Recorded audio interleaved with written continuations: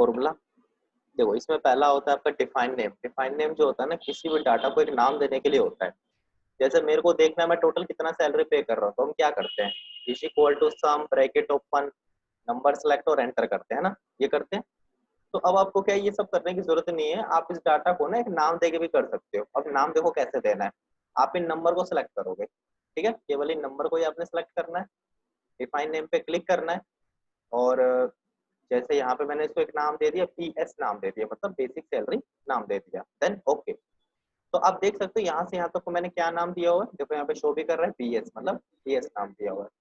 और इस नाम का यूज आप किसी भी फॉर्मूले के अंदर कर सकते हो, जैसे is equal to sum bracket open, उसके बाद मैं सेलेक्ट कर रहा था, लेकिन इस सिलेक्शन को मैंने एक नाम दे रखा है, क्या दे रखा है, PS ब्रैकेट बंद, देखो ये सिलेक्ट भी हो गया ना, ब्रैकेट बंद और एंटर, ठीक है।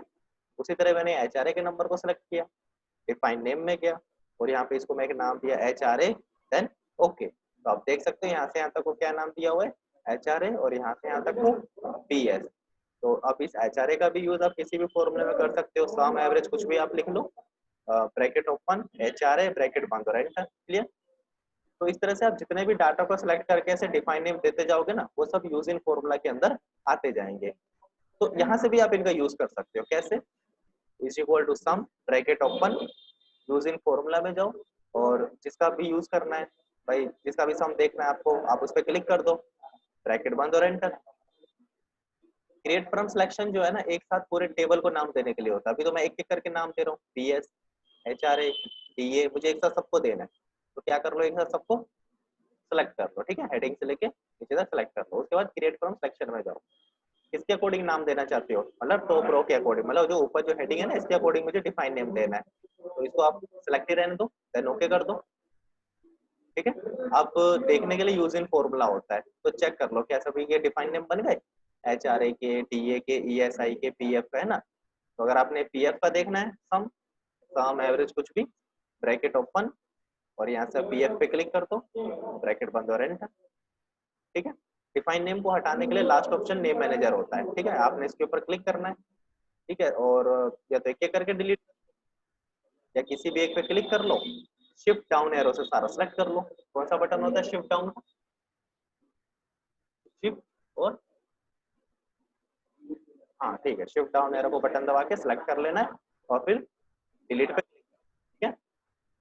तो आप देख सकते हो डिफाइन नेम, ये देखो यहाँ पे एरर आ गए, ठीक है, क्योंकि डिफाइन नेम हमने डिलीट कर दिए, और ये यूज इन फॉर्मूला का ऑप्शन भी काम नहीं कर रहा है, क्योंकि सब डिफाइन नेम हट चुके हैं।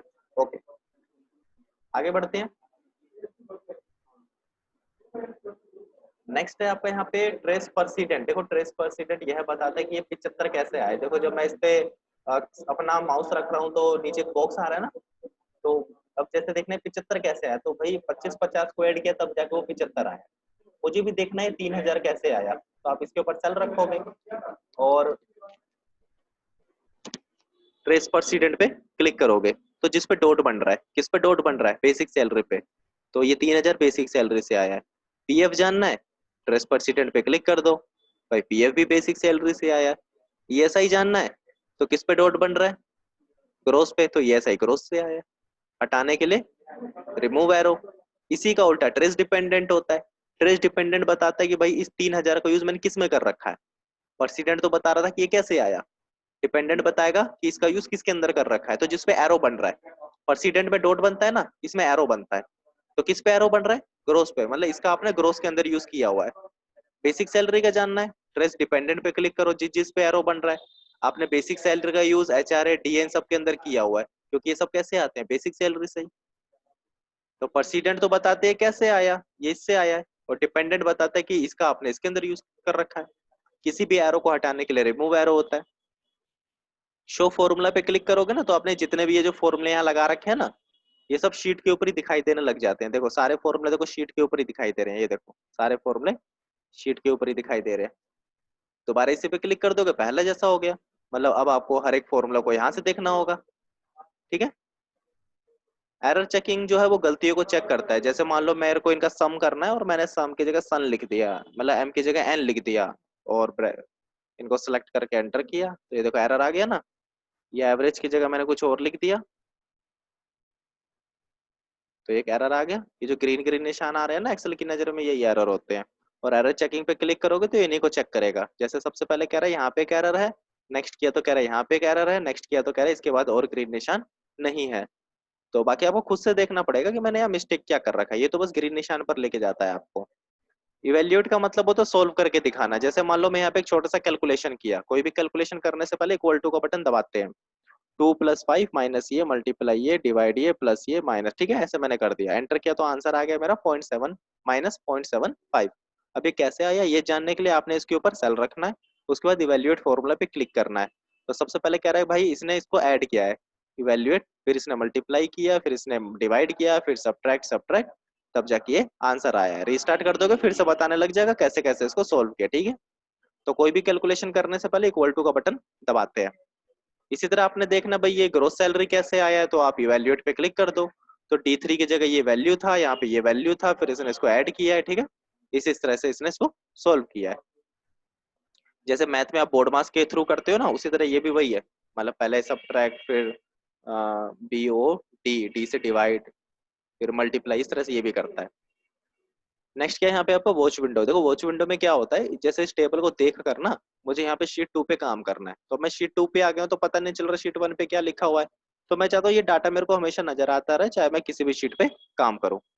तो इस डाटा को क्या कर लो आप, सिलेक्ट कर लो, या जितना देखना है बस उतना ही सिलेक्ट करो। सिलेक्ट करने के बाद फिर आपने वॉच विंडो पे क्लिक करना है, एक ऊपर एक बॉक्स आ जाएगा, फिर यहाँ से आपने ऐड वॉच पे क्लिक करना है, और फिर आपने दोबारा से ऐड पे क्लिक कर देना है, ठीक है। डाटा को सिलेक्ट करके ऐड ऐड कर देना है। तो ऐड करते क्या हुआ, ये जो डाटा है सब इसके अंदर ऐड हो गया। अब इसका दिखाने का अपना एक तरीका होता है, यहाँ पे सभी सेल्स के नाम आ रहे हैं, उन सेल पर क्या वैल्यू है और उस पर क्या फॉर्मूला लगा रखा है आपने। तो A2 सेल पर ये वैल्यू है, फॉर्मूला तो यहाँ कुछ लगा नहीं रखा हमने। बाकी अगर आप नीचे आके देखो तो E3 सेल पर ये वैल्यू है जिसमें हमने ये फॉर्मूला लगा रखा है। तो आप इसमें से देख के जो है आप किसी भी शीट पे काम कर सकते हो। ये विंडो आपको हमेशा नजर आता रहेगा कि अपना भाई A2 पे अपना कोड हो गया, उसके बाद अपना नेम हो गया, ठीक है, उसके बाद अपना डेसिग्नेशन हो गया।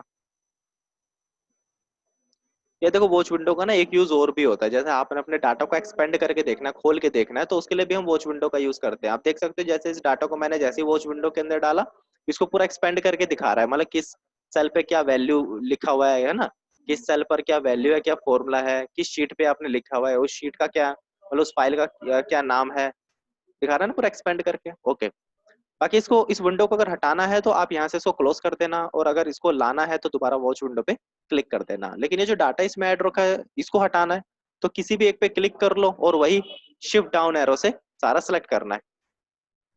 जैसे नेम मैनेजर में कर रहे थे ना सबको सिलेक्ट, उसी तरह यहाँ पे भी शिफ्ट डाउन एरो से सबको सिलेक्ट करना है, और फिर आपने डिलीट, या तो डिलीट का बटन दबा दो या ये डिलीट वॉच है इस पे क्लिक कर दो, ठीक है।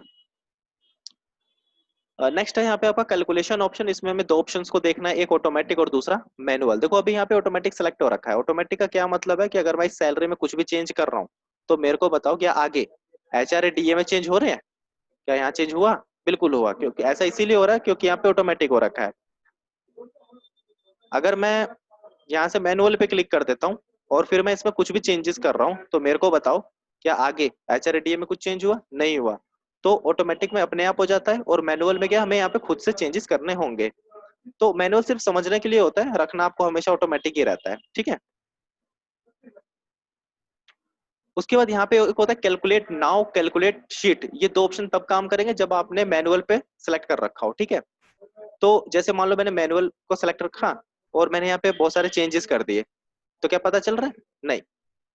मान लो मैं अपने इस शीट में भी गया, ये प्रोडक्ट टेबल वाले शीट में, और यहाँ पे जैसे मान लो मैंने कुछ चेंज कर दिया, मान लो क्वांटिटी में चेंज कर दिया, सिंगल प्राइस में चेंज कर दिया, तो क्या यहाँ पे कुछ चेंज हुआ, नहीं।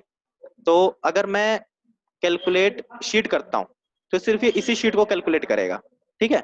और अगर मैं कैलकुलेट नाउ करूंगा ना तो ये सभी शीट को कैलकुलेट कर देता है। तो पहले मैं कैलकुलेट शीट कर रहा हूँ तो आप देख सकते हो ये शीट कैलकुलेट हो गई, लेकिन ये वाली शीट कैलकुलेट नहीं हुई। लेकिन अगर मैं कैलकुलेट नाउ करता हूँ ना तो ये होल शीट को कैलकुलेट कर देगा। Clear, okay. तो बाकी देखो कैलकुलेट नाउ कर दो या फिर यहाँ से ऑटोमेटिक कर दो तो भी आपकी होल शीट ऑटोमेटिकली कैलकुलेट हो जाती है। तो ये भी समझने के लिए, क्योंकि हमें ऑटोमेटिक ही रखना होता है हमेशा, ठीक है। तो तीन ऑप्शंस को देखना अच्छे से, डिफाइन नेम, फॉर्मूला और कैलकुलेशन, ठीक है।